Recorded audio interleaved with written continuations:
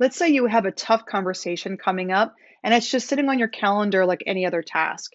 You might be thinking to yourself, I'm just going to jump on this tough conversation real quick and then jump into that 2 o'clock meeting right afterwards. But you and I both know that conversations like this, they shouldn't just be line items, they should be seen as leadership moments. And if you're rushing without checking in on yourself first, you're very likely to miss an opportunity to really engage the other person, which can create unintended consequences down the road that seem to come up out of nowhere. So, what if instead of either overthinking it or bulldozing right through it, you gave yourself 5 intentional moments to reset before it? I'm going to show you how. Welcome back. I'm Kelly Stine, Gallup-Certified Strengths Coach and founder of the Lean Light Coach. And today I'm going to show you how 5 minutes is all you need to turn a tough conversation into a powerful leadership moment. To make this simple and actionable, I've created a free one-page activity sheet, which includes all the prompts I'm about to walk you through. You can grab that by clicking the link in the video description below, but let me walk you through how it all works first. Okay, so let's say you're a team leader who needs to give feedback to someone on your team who's been pretty consistently missing deadlines. If you're anything like me, you might swing between two trains of thought.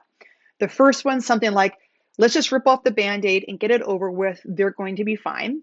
And the other one being, okay, wait, what should I say? How should I say it? How are they going to react? What could go wrong? Am I being too harsh? Am I being too soft? You know the gist of it, right?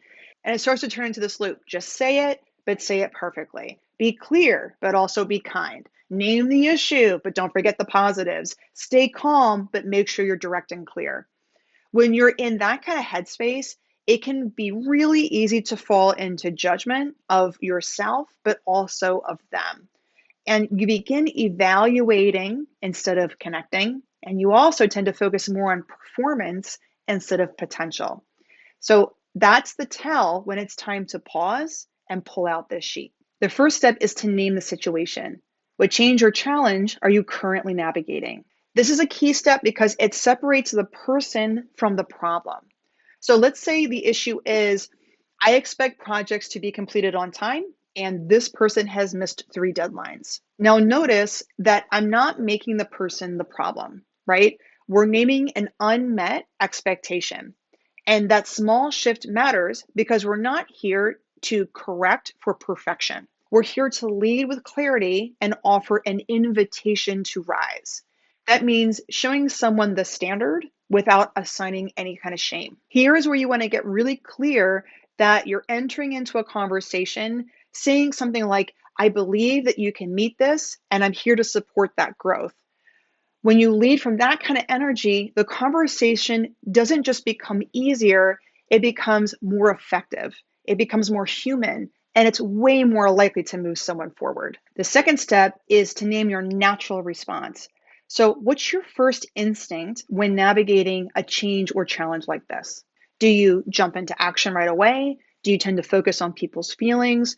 Do you try to motivate them? Or do you tend to step back, think, and process information first? There's no wrong answer here. This is just a moment to get aware of what your knee-jerk reaction is. Next, name the edge. In what ways might this natural response serve you well in this situation? This is my favorite part of the sheet because most of us are quick to judge our first response. People who tend to think will often say that they're overthinkers.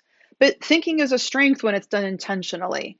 For me, I tend to lean hard on my activator and command talents when I'm handling tough conversations. They help me cut to the point, name the issue clearly, and then offer a clear path forward. You will never leave a conversation with me confused about what it is that I need or I expect. Then name the blind spots. What might someone with a different approach, someone who may have checked one of the other options under your natural response, notice that you're missing or overlooking? If I'm leading with command or activator, I know that I can come across as direct and maybe a little too direct. So someone with a relationship building talent might step in and their view on the situation would be, it's important to slow down, make sure that you acknowledge what is working, ask how they're doing, and make sure you leave space for them to share their experience. So this doesn't mean that I'm considering watering down my own instincts or strengths. It means that I'm adding something in so I can lead with a little bit more connection. The next step is optional. If you know your top 5 Clifton strengths, here's where you can choose 1 or 2 of them that could support you based off what you discovered through the prompts that came before this question. In this kind of a combo, I know activator and command will show up first, but I also have empathy in my top 10. So here I might say something like, well, I want to intentionally tap into my empathy talent to stay attuned to how they're feeling and make sure I give space for their voice before jumping into solutions or next steps. Then the final step is to name one simple aligned action that you can take today, something that honors your natural way of leading and moves things forward after having checked your blind spots. So, not a 10-step plan, just one move that's true to your style and helps you move things forward. For me, in this situation, that might sound like I'll stay attuned to their feelings and name them with care while also making sure that we leave with clarity and next steps by the end. And that's it. 5 minutes of reflection that can totally and completely shift how a tough conversation feels, both for you as well as for them. So instead of bracing for impact or rushing through it to deal with the mess later on, you can lead through it with clarity, with calm, and with purpose. So I'm going to use that activator and command now and give you your next steps. First, hop into the video description below, click the link, and download the one-page activity sheet now. Then share the activity and maybe this video with a fellow leader or coach who could use a reset tool just like this.